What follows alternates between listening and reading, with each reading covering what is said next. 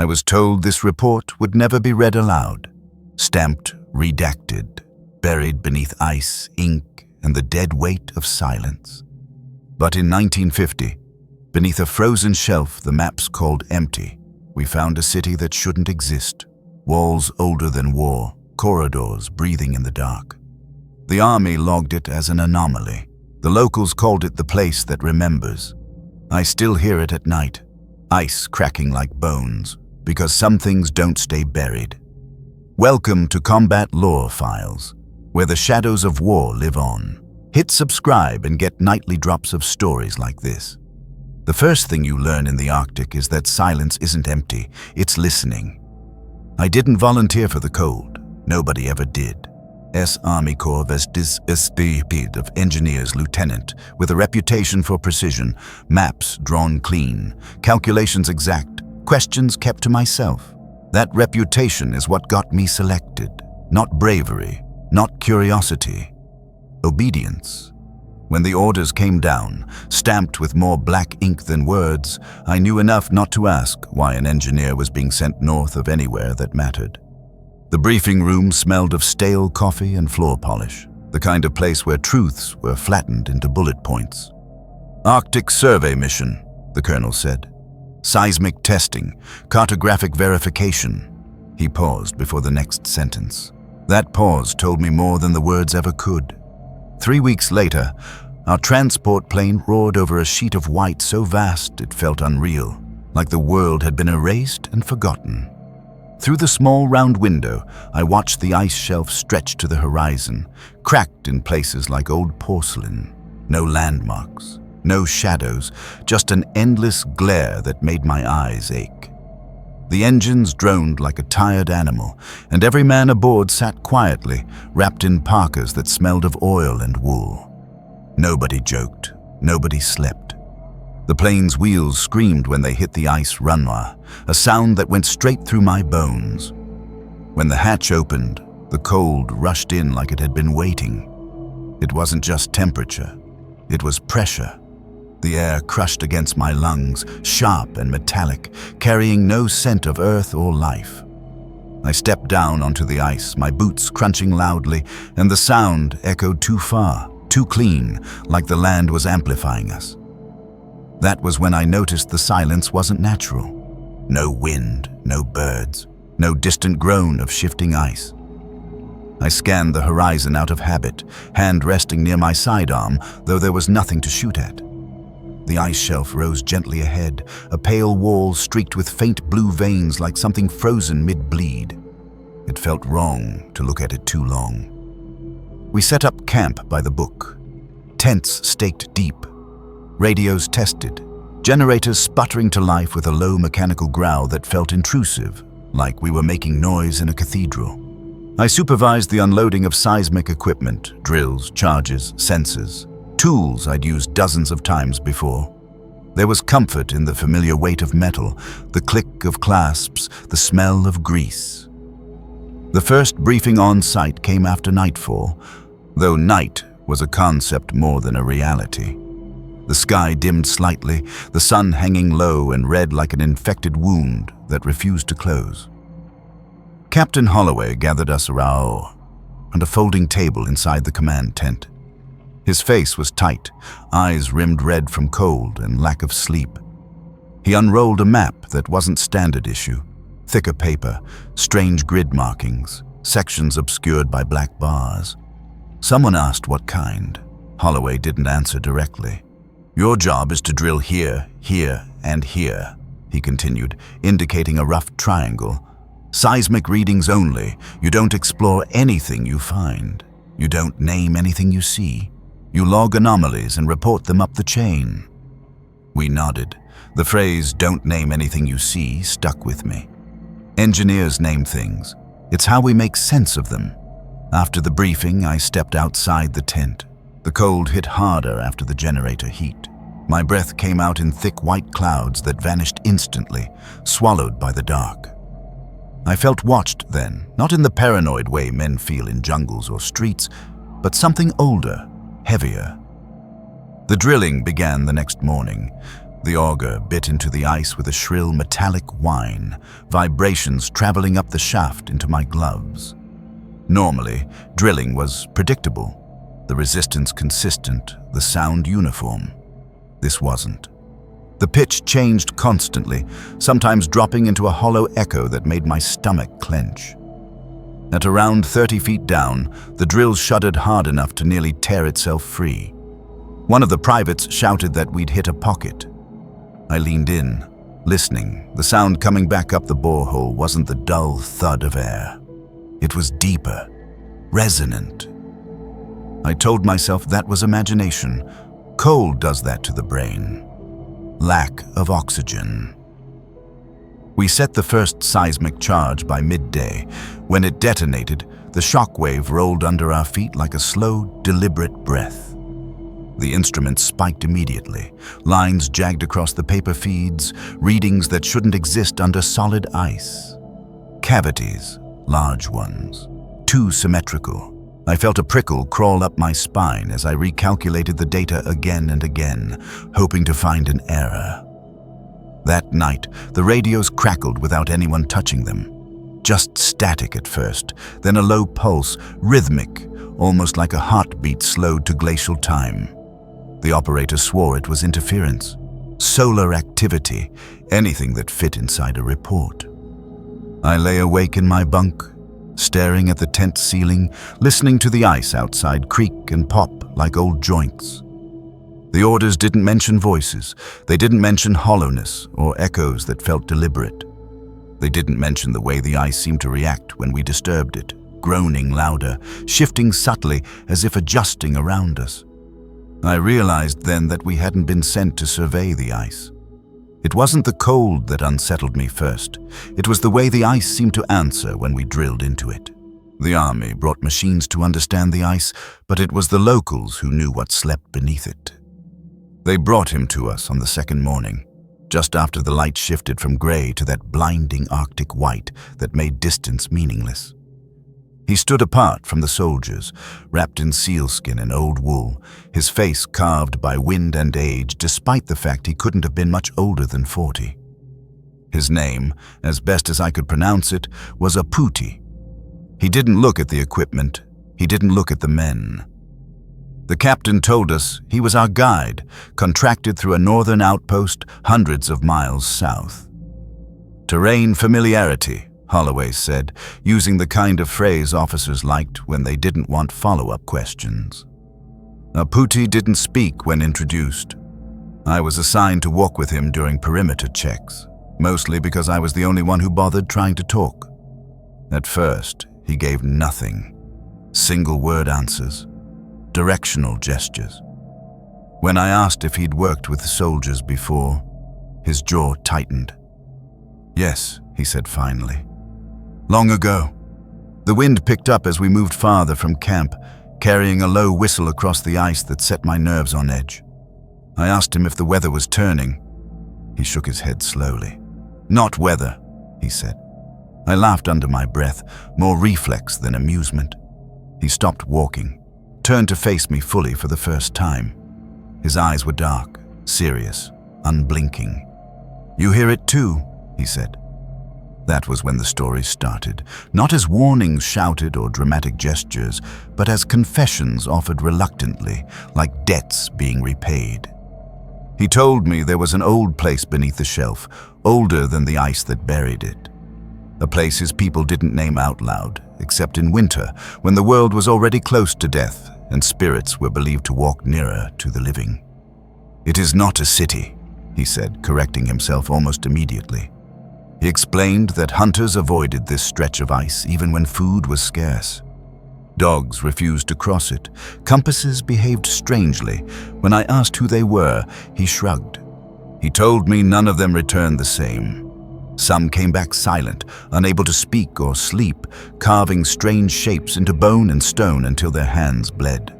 Others wandered off into storms without supplies, following something only they could hear. A few never came back at all. That night, I brought the conversation up with Holloway, careful to frame it as local superstition worth noting for morale reasons. He dismissed it immediately. "Every empty place has a ghost story," he said. The irony of that didn't escape me, but I let it drop.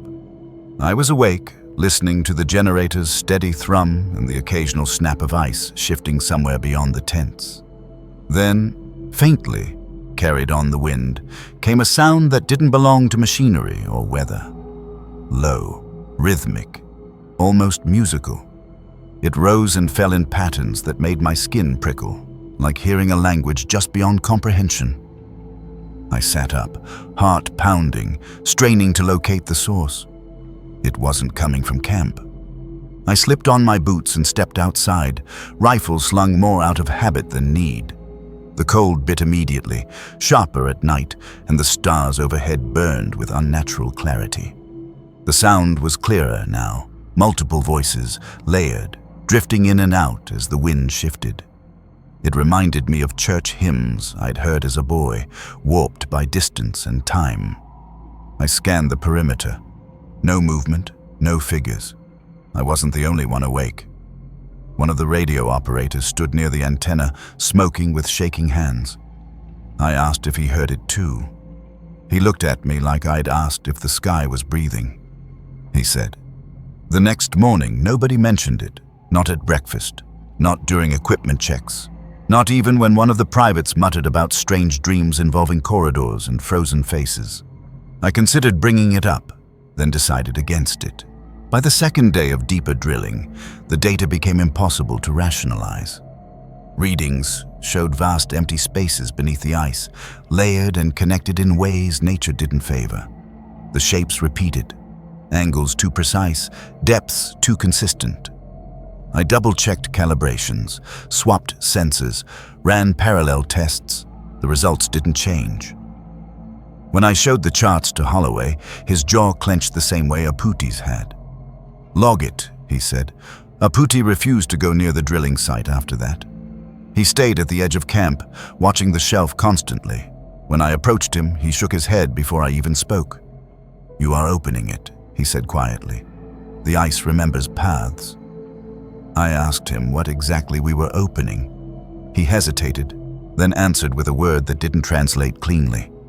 The chanting returned that night, louder this time, close enough that I could feel it vibrating faintly through the soles of my boots. Still, no one else acknowledged it.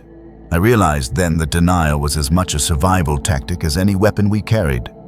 The army trained us to ignore anything that didn't fit a reportable category. When the ground beneath you is supposed to be solid and answers back instead, you realize maps are only agreements, not truths. By the fourth seismic detonation, denial was no longer an option. The readings came back clean, repeatable, and utterly wrong. What lay beneath the ice shelf wasn't a scattering of air pockets or meltwater channels. It was space. Vast, ordered, and arranged with intent. The printouts spilled across the folding table inside the command tent, black lines intersecting at angles too precise to be accidental. I traced them with a gloved finger, feeling a tightening in my chest that had nothing to do with the cold. Nature didn't draw straight corridors. Captain Holloway stared at the data in silence longer than I expected. When he finally spoke, his voice was clipped, official. "We breach," he said. No excitement, no hesitation, just procedure. I knew what that meant before he finished the sentence. "Lieutenant, your lead. Engineers always went first. The access shaft took 2 full days to cut. The drill screamed as it bit deeper, the vibrations rattling my teeth. At around 60 feet, resistance dropped suddenly, and the auger lurched forward like it had punched through skin. The sound that came up the shaft was different from anything I'd heard before. Not hollow exactly, but open, with a faint echo that carried longer than it should have. We lowered a flare first. They rigged a winch and harness, and I checked my gear with hands that felt too steady for how fast my heart was beating.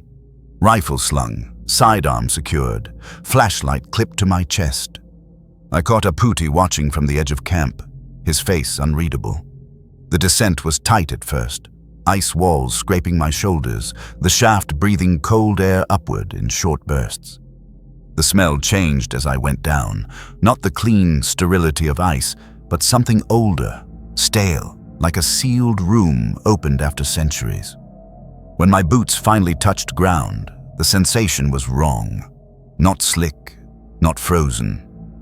The flashlight beam swept across the chamber, and my breath caught. The walls weren't rough or fractured. They were smooth, curved deliberately, etched with shallow grooves that formed repeating patterns. Not decorative exactly, but functional, like reinforcement or guidance marks. I reached out without thinking, pressing my glove to the surface. The warmth bled through the insulation, subtle but undeniable. Stone should not be warm under an ice shelf. I radioed up, my voice sounding distant even to my own ears. Contact made. There was a pause before Holloway responded, his tone carefully neutral. I searched for words that wouldn't sound like panic. Walls are shaped, not natural. Material unknown. I didn't mention the warmth. They lowered 2 more men after that, and the chamber opened into a corridor that stretched beyond the reach of our lights. The floor bore shallow depressions, evenly spaced, like something had moved through here repeatedly over a long period of time. Not footprints, tracks without an owner. As we advanced, the air grew thicker, carrying a faint mineral scent mixed with something organic I couldn't place. The first symbol appeared about 50 yards in. Carved into the wall at shoulder height, it was composed of intersecting lines and arcs, unfamiliar yet unsettlingly coherent. One of the soldiers joked nervously about Soviet bunkers. I knew better. No military I'd studied built like this. No culture I'd read about carved language that felt observant.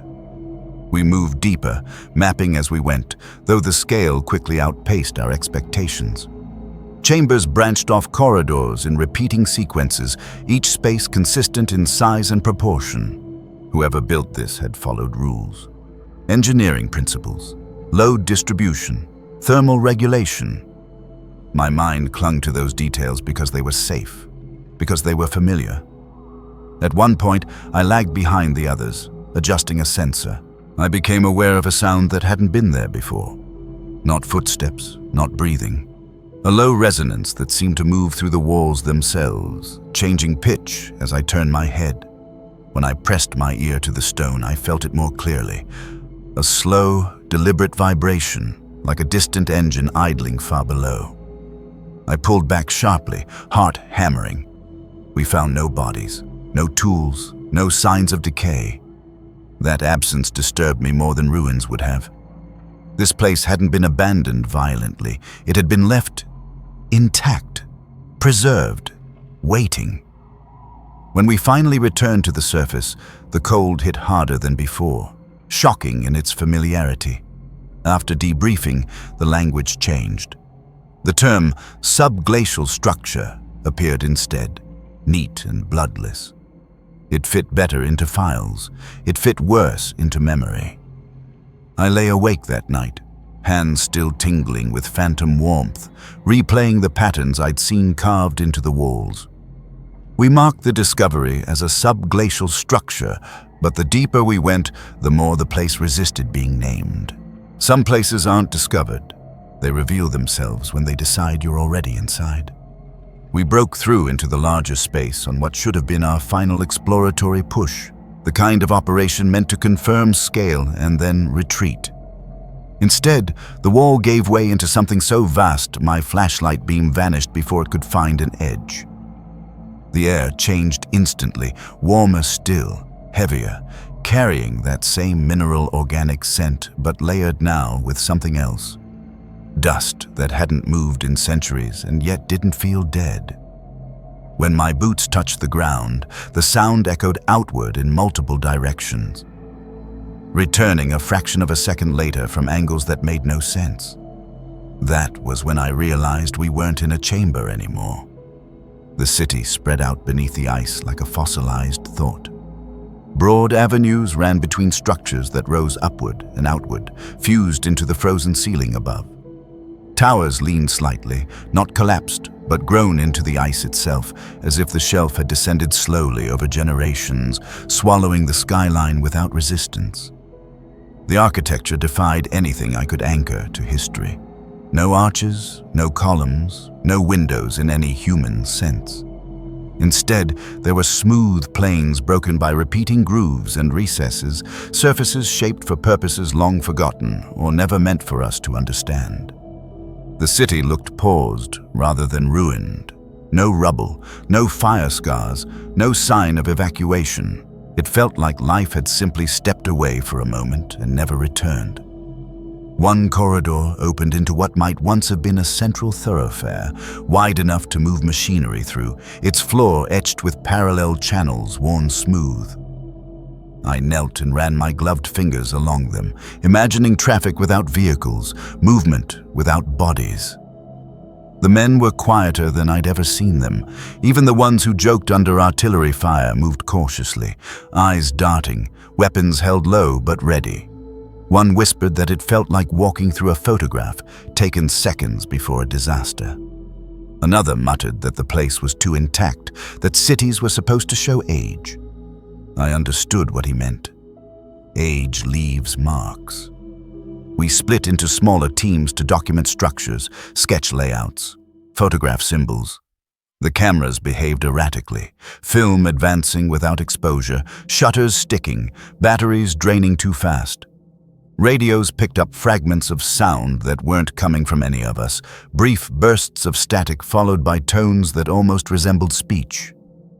At first, I chalked it up to interference from the ice, but the patterns repeated too deliberately. Long pauses. I began to feel watched, but not in the way you do when you sense eyes on your back. This was different. It was the sensation of being remembered by something vast, impersonal, and patient. As if the city itself was aware of presence, not individuals, and was adjusting to accommodate it. One of the soldiers, a corporal from Ohio, froze mid-step and raised his hand. He said he heard voices, not echoes, not static, voices speaking softly from behind the walls. I told him to stay calm, asked him what they were saying. He struggled for words, brow furrowed in concentration. That answer chilled me more than panic would have. Understanding without translation meant the message wasn't in sound. It was in structure, rhythm. Soon others reported the same thing, whispers that seemed to follow them, fading when they stopped moving, returning when they advanced. No two men described the same voice, but all agreed on the feeling it left behind, a sense of being catalogued, measured against something ancient. I ordered regrouping, but the city resisted simple navigation. Corridors subtly curved, landmarks repeated with minute variations. We reached what I can only describe as a central district. The ceiling soared higher here, the ice above clearer, allowing faint blue light to filter down. Structures clustered densely, interconnected by elevated pathways and recessed passages.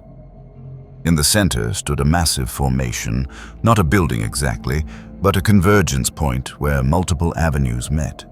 Its surface was layered with the densest concentration of symbols we'd seen, carved so deeply they cast shadows even under direct light. When I approached, my head began to ache, a dull pressure behind the eyes that intensified with each step closer. As I examined the carvings, patterns emerged, not language, not quite, more like records of cycles, repetition with variation, expansion and contraction, presence and absence. The city wasn't just built, it was designed to endure, to persist through burial, to remain functional without inhabitants. That was when the whispering reached a crescendo, not loud, but layered enough to feel physical, pressing against my ears and chest. I heard my name, or something close enough that my mind filled in the gaps. I staggered back, colliding with one of the men. He grabbed my arm, eyes wide. "It knows we're here," he said. I wanted to contradict him. Orders came down from the surface to continue documentation at all costs. Command wanted measurements, photographs, samples. They wanted proof. I wanted distance. But duty has a way of narrowing options until obedience feels inevitable. As we worked, I became aware of subtle changes. The symbols nearest our equipment seemed sharper, more defined. The air vibrated differently around us, like the city was tuning itself. I realized with growing dread that we weren't just observing, we were interacting, leaving impressions, altering whatever balance had been frozen in place. This wasn't an archaeological site, it was a system. When we finally pulled back toward the access shaft, I looked over my shoulder one last time. For a moment, I thought I saw movement deep within the city, structures shifting imperceptibly, aligning in response to our retreat. Then the light shifted, and it was gone. Command demanded documentation, but the city had begun documenting us.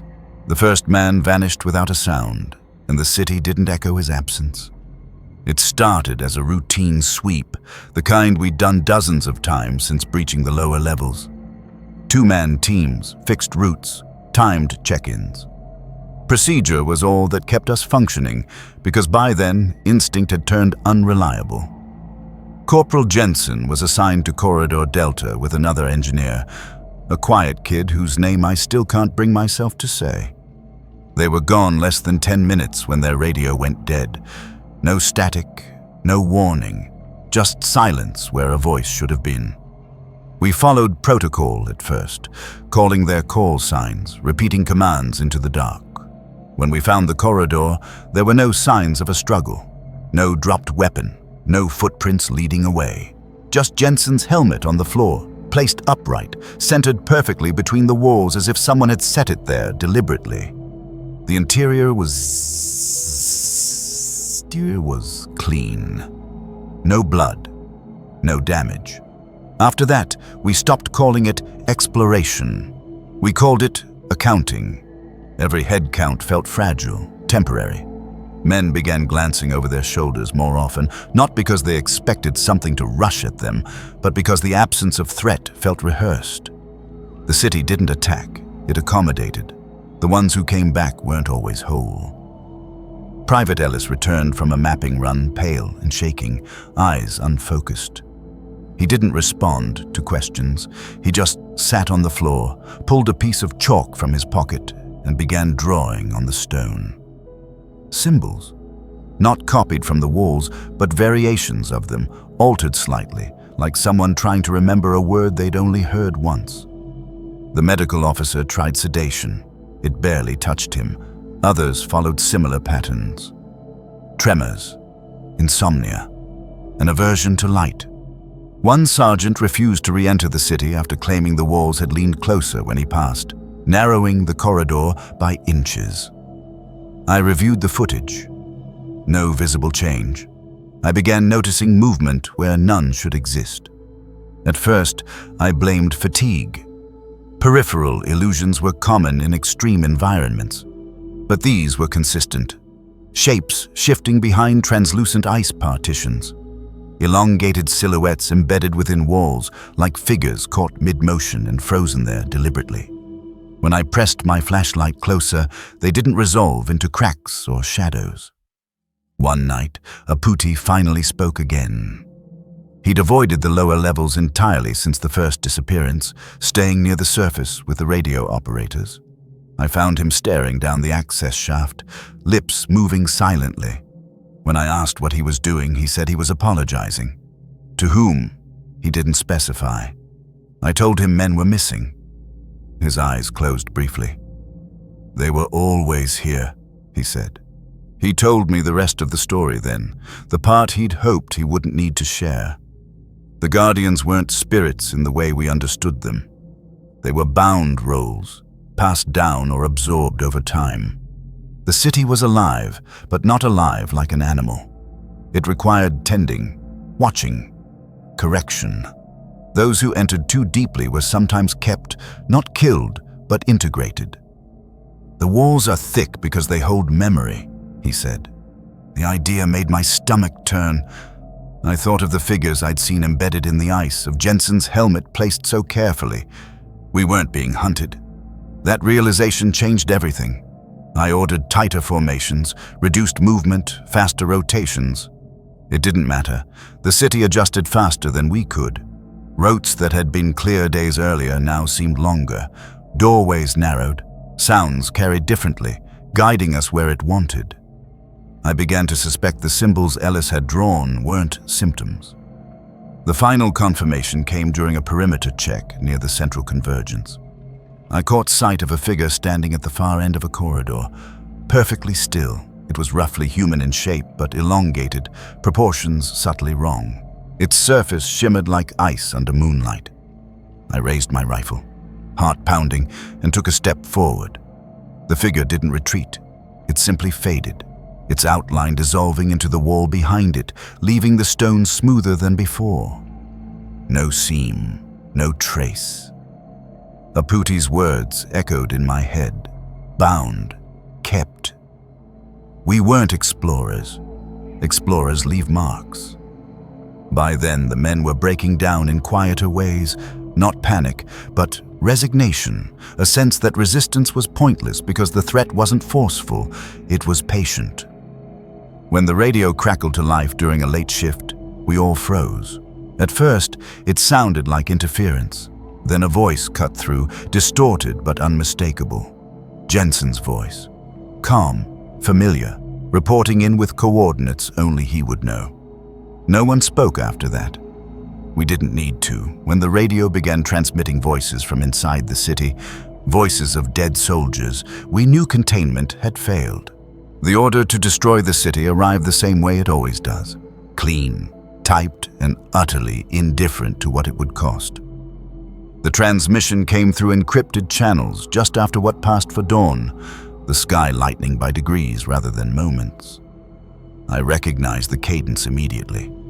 High Command had made a decision without ever standing where we stood.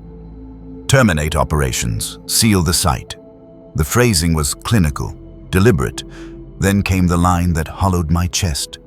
There was no mention of recovery, no mention of the missing, no acknowledgement of what lived beneath our feet. I argued. I didn't raise my voice or pound tables. I laid out data, maps, readings. I explained that the structure wasn't passive, that it responded, adapted. That detonating explosives inside it was less like collapsing a tunnel and more like stabbing something that could still move. Holloway listened, his face carved into something harder than stone. When I finished, he shook his head. "This is bigger than you," he said quietly. "Whatever this place is, it's not going to end up in a civilian report or a foreign dossier. We close it." Some of the men begged openly, others stared at the floor. One of the radio operators refused to acknowledge the order at all, claiming the city would hear us planning. Maybe it already had. The air in the lower levels felt charged, the low hum rising in pitch, vibrating through bone and equipment alike. Loose dust drifted down from ceilings where there had been no cracks before. Preparations began immediately. Charges were placed along access corridors and structural junctions we'd identified as load-bearing. Each placement felt like blasphemy, though I didn't have a word for what belief I was violating. As we worked, the city reacted. Corridors shifted subtly, angles tightening, forcing us to reroute. Once, a passage collapsed behind a demolition team without warning, sealing them off completely. I stopped thinking of the city as architecture then. It behaved like a wounded organism. Ice groaned overhead, not randomly, but in waves that traveled outward from our activity. The temperature fluctuated violently, breath fogging one moment, then vanishing the next as heat bled through stone that should have been frozen solid. Symbols along the walls deepened, lines sharpening as if freshly carved. Aputi refused to descend again. He stood near the surface, chanting softly under his breath, hands pressed to the ice. When I asked him what he was saying, he replied, "Names of doors." I didn't ask him to clarify. One charge misfired near the central district. The detonation triggered a cascade of collapses that weren't on any projection. The ground buckled beneath us, throwing men to their knees. A shock wave rolled through the city, followed by a sound I can only describe as a scream, though it didn't travel through air alone. It vibrated through walls, through the soles of my boots, through my teeth. I saw something then, through a widening fracture in the floor where ice and stone split apart. A vast shape moved beneath us, deeper than any chamber we'd mapped, not a creature in the traditional sense. No limbs I could count, no face I could name. Just mass and motion and awareness. It didn't surge upward in anger. It rose slowly, patiently, like something answering a long-delayed summons. The city wasn't the thing itself, it was a sheath. We detonated the remaining charges out of desperation more than strategy.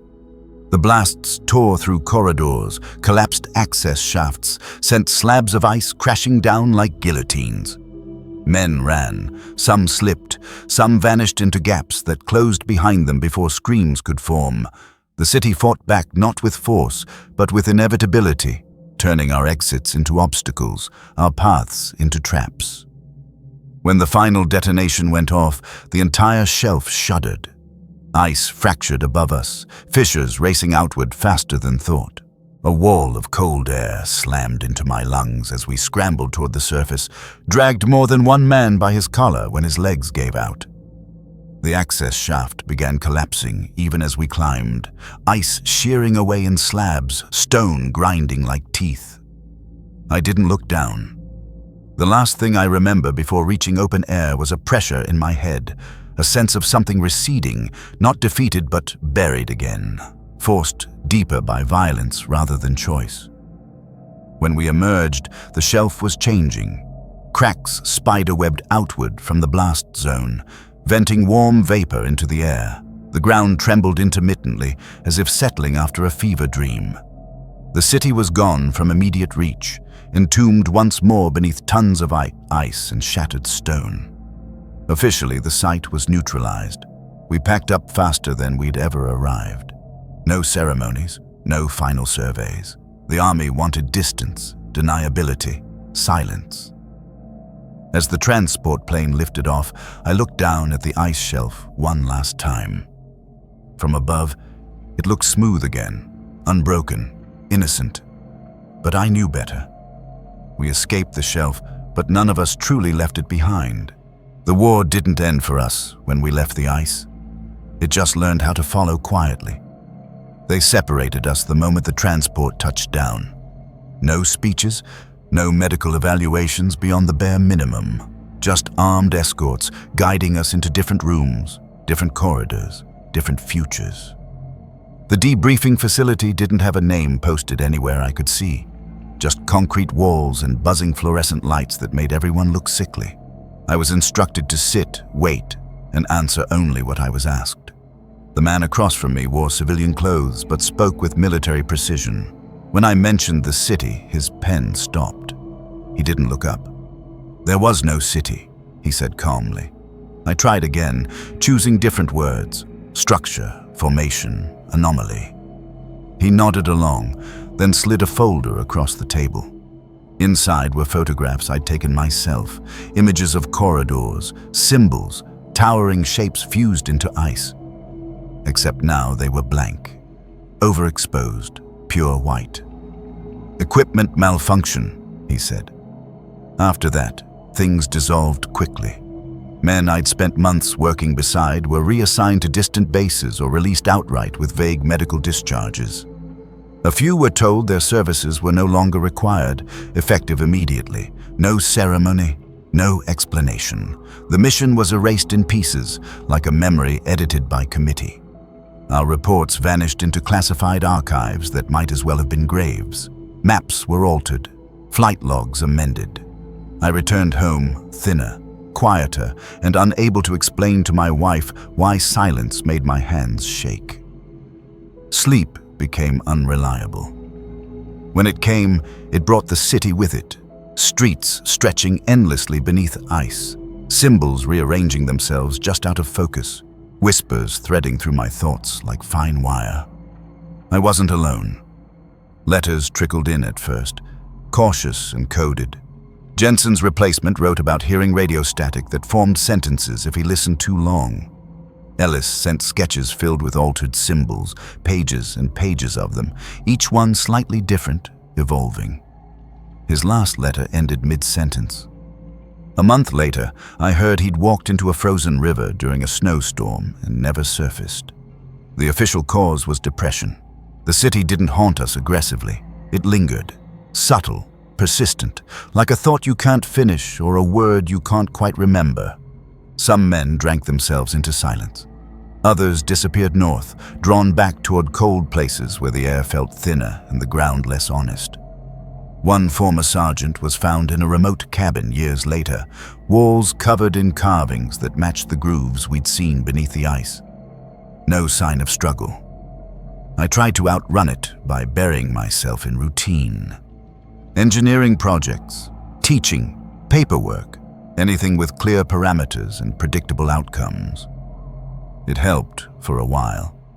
But every winter, when the temperature dropped and the world grew quieter, the memories sharpened. I'd catch myself listening for vibrations beneath floors, feeling for warmth where none should exist. I never spoke publicly about what happened, not because of the threats, though there were those, but because language felt inadequate. How do you explain a place that doesn't want to be known, only maintained? How do you describe something that integrates rather than destroys? The army had buried the site physically and bureaucratically. That was enough for most people. Years passed. The Cold War heated and cooled in cycles. New fears replaced old ones. The world moved on, as it always does. But every so often, I'd hear about another death, another disappearance tied loosely to that forgotten mission.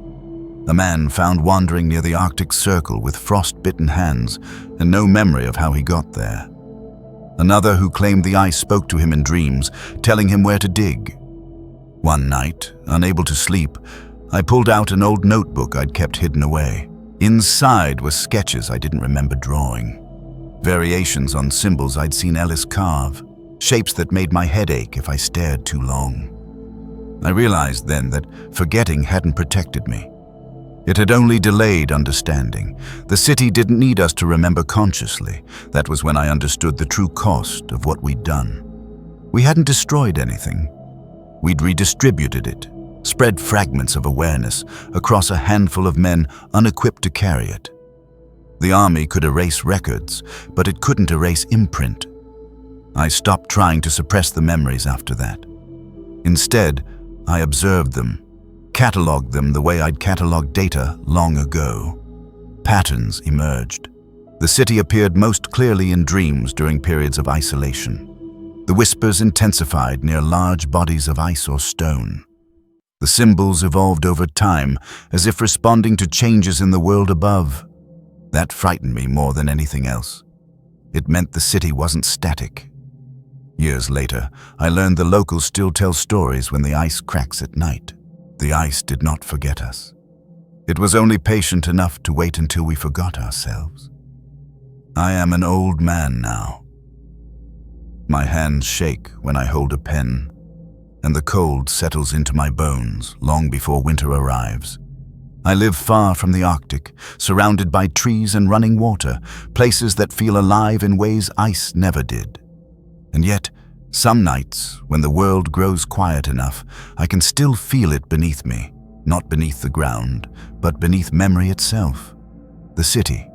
Age has a way of sanding down fear until only understanding remains.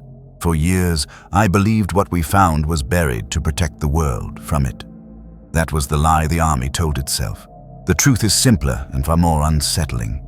The city wasn't hiding from us. It never needed to. It was placed where time moved slowly, where ice could act as both shield and signal. News travels faster now than it did in 1950. Satellites watch the poles constantly. Climate reports speak openly about thinning shelves and collapsing ice that had been stable for longer than civilization itself. Every time I hear those words, fracture, melt, exposure, I feel that old pressure behind my eyes. The sensation of something shifting into readiness. The shelf we sealed is changing. I don't need confirmation reports to know that. The city was built for patience. Ice was never its prison. I've had decades to think about why it was built, and by whom. I no longer believe it was meant as a refuge or a fortress. It felt more like a record, a place designed to persist when everything else failed. The symbols weren't decoration or language. They were storage, compressed meaning etched into matter, meant to be read not by eyes alone, but by proximity, by exposure. We didn't translate them. We absorbed fragments of them, the way radiation leaves marks long after the source is gone. That's why the men broke. I sometimes wonder if the guardians Aputi spoke of were ever separate beings at all. Perhaps they were roles assumed by those who came too close, absorbed into function rather than destroyed, maintenance rather than punishment. The city didn't defend itself like a weapon. It corrected imbalance. Intrusion triggered response. If that place ensured anything, it ensured memory. Not history as we record it, but continuity, a refusal to be erased.